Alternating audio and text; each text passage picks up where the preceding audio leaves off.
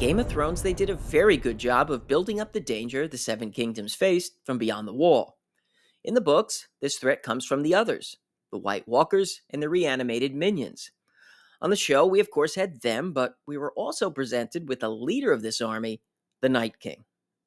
He first appeared for a split second in a brand season 4 episode 2 Vision. Yeah, if you blink, you miss it, and even then it's hard to see. You need to look very closely. We fully see him in a couple of episodes later in this chilling scene where he turns a baby. And then we see his full powers on display in season 5 at Hardhome. Now, whether or not we'll eventually see the Night King in the books is something I'll touch on at the end of the video. First, though, I want to discuss if the Night King could have worked on the show. His death after being hyped as a nearly unstoppable foe was anticlimactic to say the least, along with the subsequent destruction of all his forces. I know some people wish that Dan and Dave had stuck to the themes of the novels and hadn't created the Night King.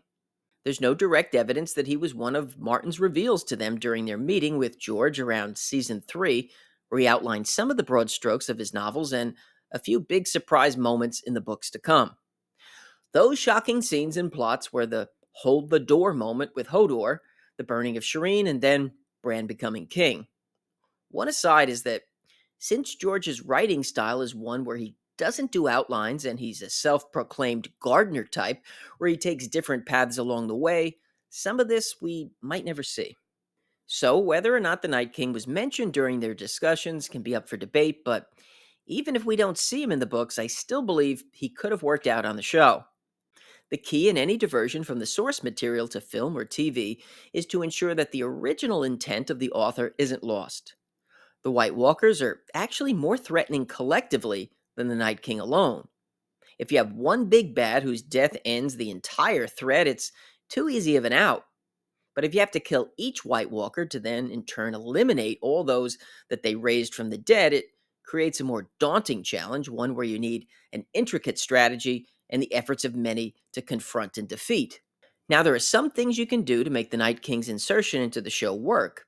You could have a similar plan where everyone who is aligned to defeat him focuses on taking him out with the hope that doing so will end the threat as we saw in the show. But if you do this, you need to add a wrinkle or two. One would be that killing the Night King doesn't eliminate the White Walkers as well. So here, the need of killing them one at a time, as it appears to be the direction the books are going, isn't lost. You could also have the Night King warg out from his body into someone else, whether it be a White Walker or even another person. And this is the sort of curveball that you need to have thrown in when you present an enemy that is so powerful. Taking him and the others down should require a supreme effort by numerous people and not some contrivance like this that sprung upon us. It also means that the Night King should follow the same pattern he's shown in the past. At Hardhome, he kept himself removed from the fight until it was over, so we shouldn't expect to see him in the middle of the fray in a battle. Why risk everything when you have an army of the dead and White Walker lieutenants to do your dirty work? Besides, you can then always increase your forces from the fallen.